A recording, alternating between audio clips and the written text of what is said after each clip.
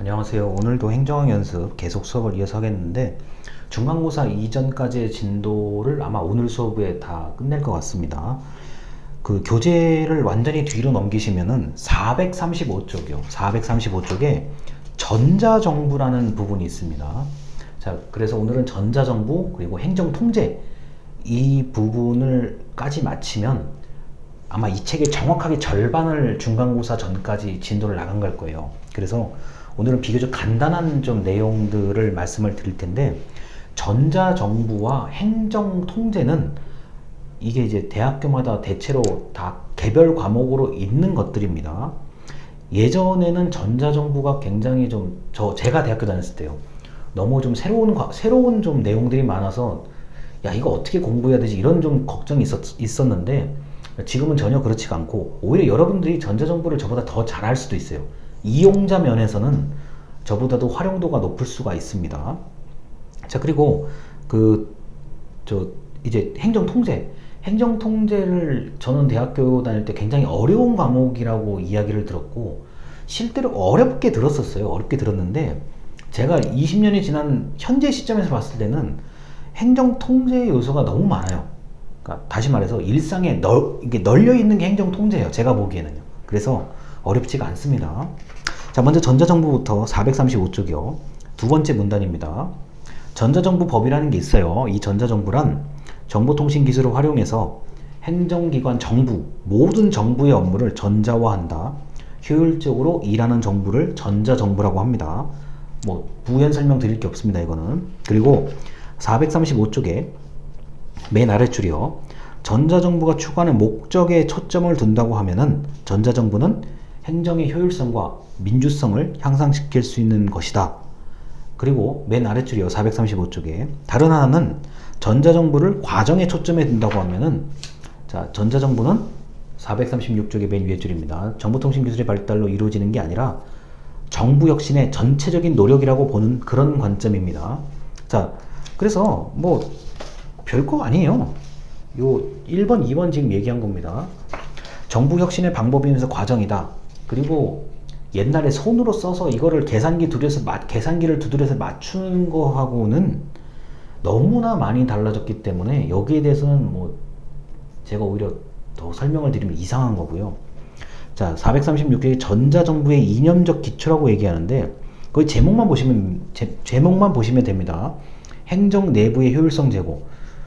여러분이 하여튼 공직자가 되면은 100% 컴퓨터로 일을 해야 될 거고요. 얼마나 일을 잘하는지, 일을 정확하게 하는지가 중요하거든요. 거기에 필요한 게 바로 전자정부의 각종 수단들입니다.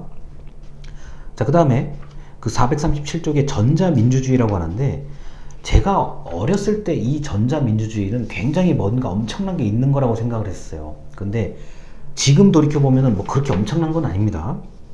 자, 437쪽에 위에서 10번째 줄에 동그라미 A, B, C라고 되어 있는 부분입니다. 전자민주주의는 다수의 참여가 가능하다. 사이버 공간에서 공론장을 강조한다. 사이버 공간에서 정치적인 문제를 제기하는 이런 형태로 나타나고 있는데, 저 개인적으로는 전자민주주의는 참여의 확대가 가장 큰 거고요. 그 다음에 뭐 요새 그 청와대 국민청원처럼 나름대로 공론화할 수 있는 장이 마련되어 있다. 그것이 아니었으면 숨겨질 수밖에 없었던, 어디에 말하고 싶어도 말할 수 없었던 것을 이야기할 수 있는 그런 공론화의 어떤 장이 되었다는 거. 그리고 각종 정보나 자료를 좀 항상 보면서 내가 생각하고 더 고민하고 의논하는 수기의 장이 마련됐다는 것은 굉장히 좋은 얘기입니다.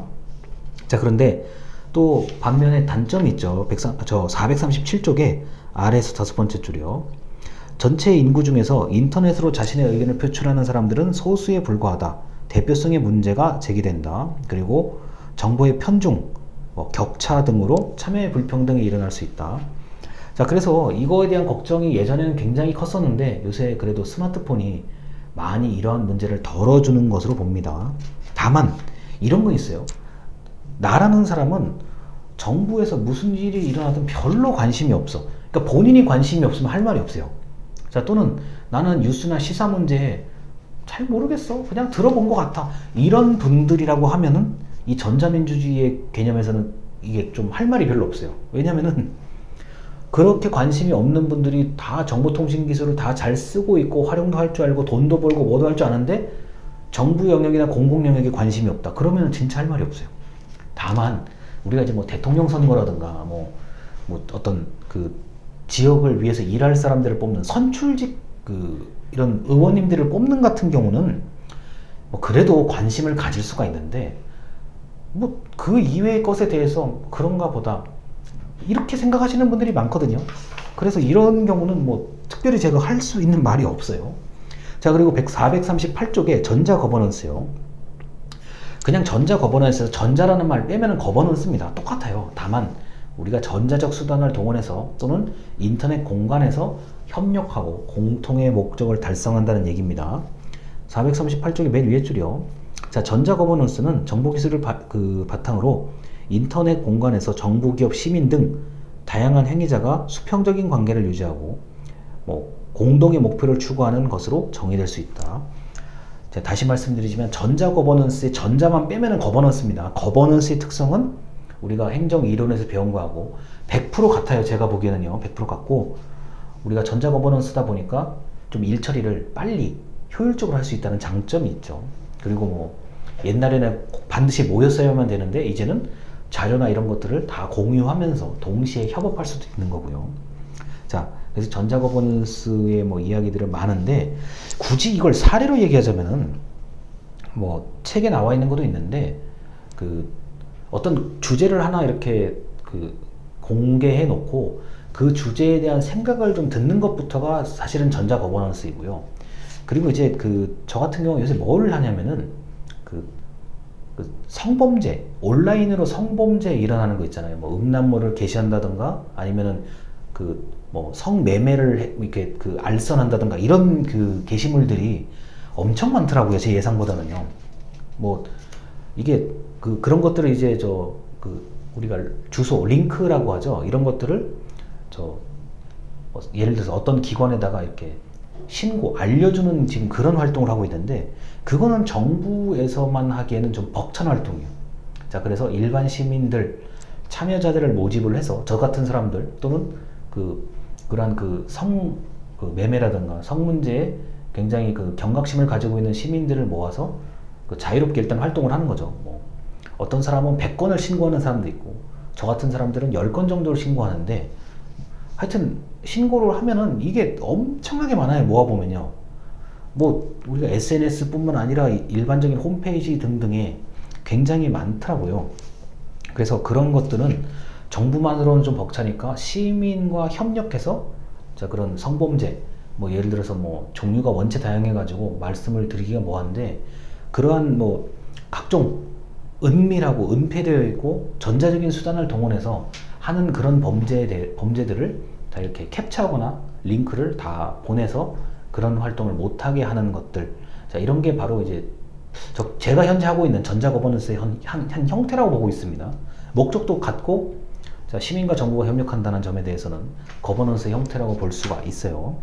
자, 그렇게 해서 뭐 여러 가지 이야기들이 있는데요. 441쪽에 뭐 뻔한 얘기 그냥 언급만 하겠습니다. 전자문서의 관리. 예전에는 손으로 썼지만 이제는 모두 다 전자결제 시스템에 따라 움직이는 거고요. 행정 전자서명. 예전에 일일이 서명했지만 이제는 전자서명이 저절로 됩니다. 자, 그리고 442쪽에 지금 우리가 하고 있는 게 온라인 영상 수업, 영상 회의라든가 원격 근무, 재택 근무. 지금 공무원 조직 같은 경우는 30% 정도는 이렇게 재택해서 근무하도록 지금 방침이 정해진 곳들이 많고요. 다만 종이 문서의 감축은 제가 이거는 좀 아직까지 잘 모르겠어요. 442쪽에 종이 문서의 감축이라는 제목이 있는데 여전히 전자 문서도 많고 종이 문서도 많고 특히나 이제 저도 지금 이렇게 출력해서 보고 있는데 좀 꼼꼼히 봐야 되거나 장수가 늘어나면 종이로 출력해서 보는 게 훨씬 효율적이에요. 그러다 보니까 종이 문서가 감축될지 여부는 솔직히 잘 모르겠습니다. 자, 그래서 이렇게 뭐 445쪽에 방금 말씀드렸던 전자정보의 역기능과 대응인데 이 사이버 범죄, 뭐 금융 사기, 다음에 방금 말씀드렸던 그 성범죄의 가능성, 유포 이런 거에 대한 거, 이게 전부 이제 사이버 범죄에 관련된 얘기고요.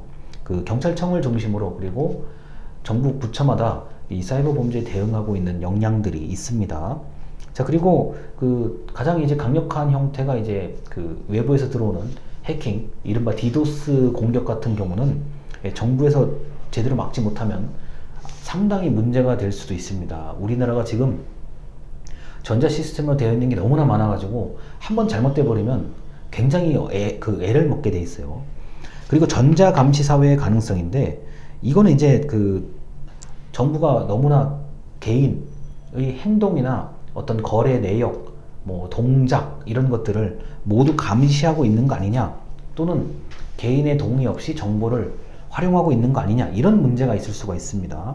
자, 그런 문제에 대해서 30년 전부터 이거는 계속 끊임없이 문제를 제기하고 있기 때문에 이 부분에 대해서는 의외로 좀 안심하셔도 될 수 있어요. 왜냐하면은 뭐 이제 누군가 나를 본다는 것을 그 당사자가 모를 리가 없어요.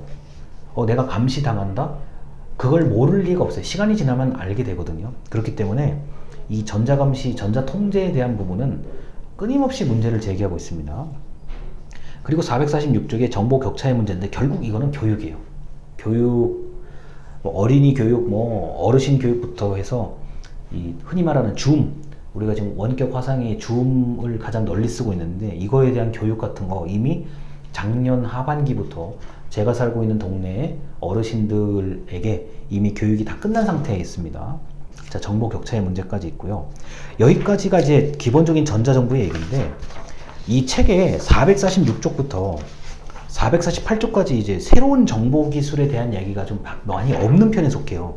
그래서 이 새로운 정보 기술에 대한 이야기는 제가 별도의 이런 강의 자료에 제가 빨리 설명을 드리면서 넘어가도록 하겠습니다. 일단 영상 여기까지입니다. 감사합니다.